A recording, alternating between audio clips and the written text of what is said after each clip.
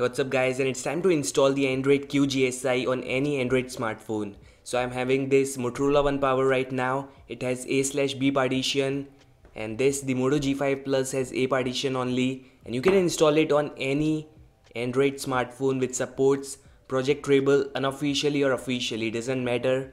You can install it right now. All thanks to Irfan for this. I will leave all the links in the below description box. So first off, you need to install the Pi vendor image. That means you need to install any custom ROM which supports GSI, that's generic system image. The vendor image is gonna be different for different devices, so do note that. And it's LineageOS 16.0 for the One Power at least. It can be different or it can be stock only for your device. Like for the Samsung Galaxy M20, it was stock Samsung experience.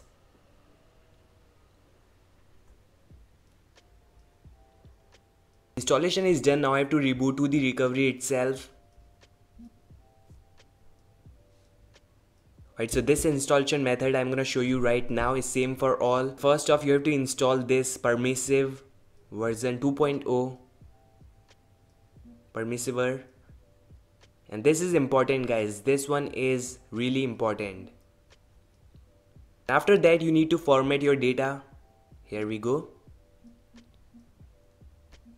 Yes, and now we are going to install the Q Gsi, that's A/B Q Gsi on the A/B phone. So you need to mount the system because I'm gonna install this thing from TWRP only. Select install. There you have the Q Gsi for A/B partition, and yeah, same is the case with the A only partition only. You have to do the same steps, exact same steps. So just install it as system image. Here we go. And if you own a smartphone like the Moto G5 Plus, which is A only smartphone, then you need to install this FixZygote.zip file.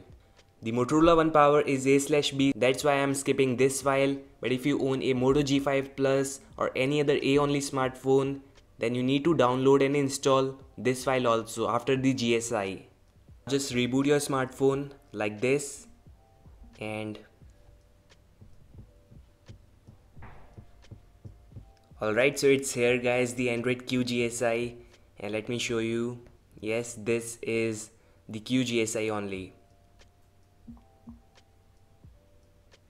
And again, all thanks to Irfan for this. As this thing is ported from the Pixel 2, so we have privacy settings, the new permissions and all. There you have the new Wi-Fi QR code scanning thing, and there is a bug in the Wi-Fi settings that you just cannot connect to the secure networks. You will need hotspot which is not secure, which is not having any passwords, so this thing you should note. And apart from that, there's security bug, that means you just cannot install the lock screen password or something like that, like pin or pattern. So these are the only two bugs which is there in the Android Q Gsi. Rest is just fine. I was using the version 1 before, and thanks to Irfan for early access, and this thing is just amazing guys. It's working fine, no bugs, no glitches or anything like this. It's stable and the VoLTE won't work. It's having March 2019 security patches and the same build number as the Pixel 2. Add the new developer options which has these theme settings, and here's the accent color. You can select the body and headline font. There is icon shape, just select teardrop because it looks nice, and there you have. If you have this big icon thing, then you can just go to accessibility settings and there you will find the display size. Just set it to small and it's great. Let me show you the gestures also. It's working fine. There you have the new recents with rounded corners. I think it looks great guys. That's all guys. Thanks for watching this video. I hope you enjoyed it. And don't forget to like, subscribe. I'll meet you guys in the next one. Peace out. All the links are in the below description box. And a huge thanks to Irfan.